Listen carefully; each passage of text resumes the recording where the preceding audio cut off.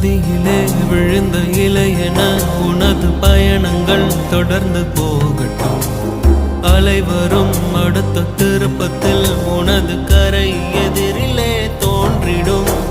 வேறெங்கோ செடி எங்கோ நீ இங்கு தனியாய் போகிறாய்.